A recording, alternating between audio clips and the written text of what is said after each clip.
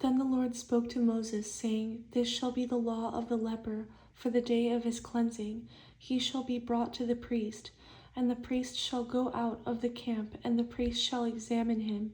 And indeed, if the leprosy is healed in the leper, then the priest shall command to take for him who is to be cleansed 2 living and clean birds, cedar wood, scarlet, and hyssop.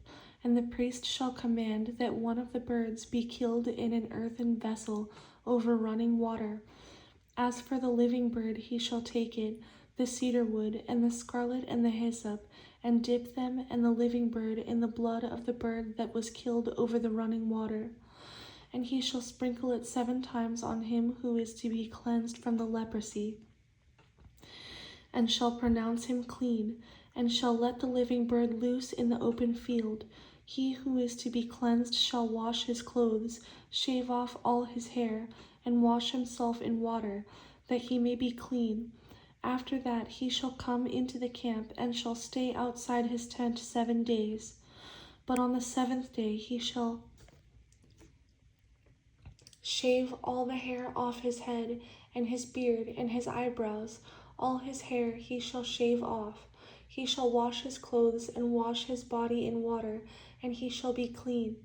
And on the 8th day he shall take 2 male lambs without blemish, 1 ewe lamb of the first year without blemish, 3/10 of an ephah of fine flour mixed with oil as a grain offering, and 1 log of oil.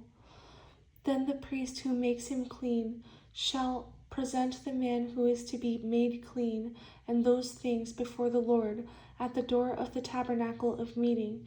And the priest shall take 1 male lamb and offer it as a trespass offering, and the log of oil, and wave them as a wave offering before the Lord. Then he shall kill the lamb in the place where he kills the sin offering and the burnt offering in a holy place. For as the sin offering is the priest's, so is the trespass offering. It is most holy. The priest shall take some of the blood of the trespass offering, and the priest shall put it on the tip of the right ear of him who is to be cleansed, on the thumb of his right hand, and on the big toe of his right foot. And the priest shall take some of the log of oil and pour it into the palm of his own left hand. Then the priest shall dip his right finger in the oil that is in his left hand, and shall sprinkle some of the oil with his finger 7 times before the Lord.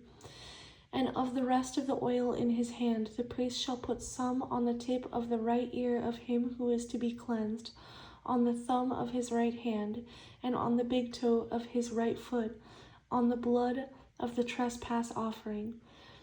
The rest of the oil that is in the priest's hand he shall put on the head of him who is to be cleansed. So the priest shall make atonement for him before the Lord. Then the priest shall offer the sin offering and make atonement for him who is to be cleansed from his uncleanness. Afterward he shall kill the burnt offering, and the priest shall offer the burnt offering and the grain offering on the altar. So the priest shall make atonement for him, and he shall be clean.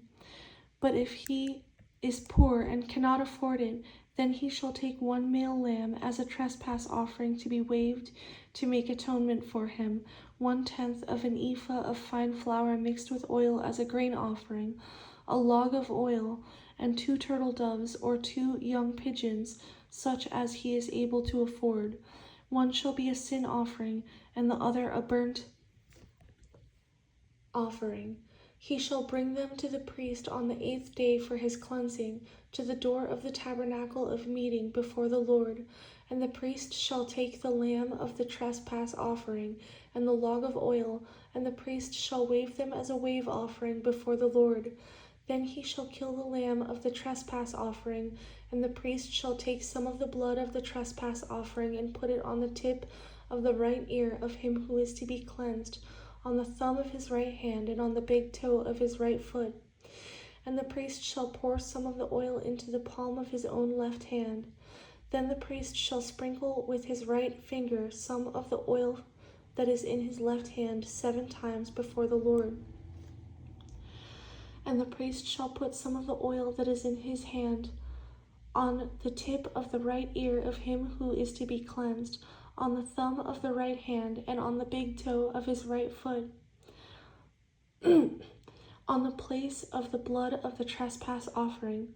The rest of the oil that is in the priest's hand he shall put on the head of him who is to be cleansed, to make atonement for him before the Lord. And he shall offer one of the turtle doves or young pigeons, such as he can afford, such as he is able to afford, the one as a sin offering and the other as a burnt offering, with the grain offering. So the priest shall make atonement for him who is to be cleansed before the Lord. This is the law for one who had a leprous sore, who cannot afford the usual cleansing. And the Lord spoke to Moses and Aaron, saying, When you have come into the land of Canaan, which I give you as a possession, and I put the leprous plague in a house in the land of your possession, and he who owns the house comes and tells the priest, saying, It seems to me that there is some plague in the house. Then the priest shall command that they empty the house before the priest goes into it to examine the plague, that all that is in the house may not be made unclean. And afterward the priest shall go in to examine the house, and he shall examine the plague, and indeed if the plague is on the walls of the house with ingrained streaks, greenish or reddish, which appear to be deep in the wall, then the priest shall go out of the house to the door of the house, and shut up the house 7 days. And the priest shall come again on the 7th day and look, and indeed if the plague has spread on the walls of the house, then the priest shall command that they take away the stones in which is the plague, and they shall cast them into an unclean place outside the city. And he shall cause the house to be scraped inside all around, and the dust that they scrape off they shall pour out in an unclean place outside the city. Then they shall take other stones and put them in the place of those stones, and he shall take other mortar and plaster the house. Now if the plague comes back and breaks out in the house after he has taken away the stones, after he has scraped the house, and after it is plastered, then the priest shall come and look, and indeed if the plague has spread in the house, it is an active leprosy in the house, it is unclean, and he shall break down the house, its stones, its timber, and all the plaster of the house, and he shall carry them outside the city to an unclean place. Moreover, he who goes into the house at all while it is shut up shall be unclean until evening, and he who lies down in the house shall wash his clothes, and he who eats in the house shall wash his clothes. But if the priest comes in and examines it, and indeed the plague has not spread in the house after the house was plastered, then the priest shall pronounce the house clean, because the plague is healed. And he shall take to cleanse the house 2 birds, cedar wood, scarlet, and hyssop. Then he shall kill one of the birds in an earthen vessel over running water, and he shall take the cedar wood, the hyssop, the scarlet, and the living bird, and dip them in the blood of the slain bird and in the running water, and sprinkle the house 7 times. And he shall cleanse the house with the blood of the bird, and the running water, and the living bird, with the cedar wood, the hyssop, and the scarlet. Then he shall let the living bird loose outside the city in the open field, and make atonement for the house, and it shall be clean.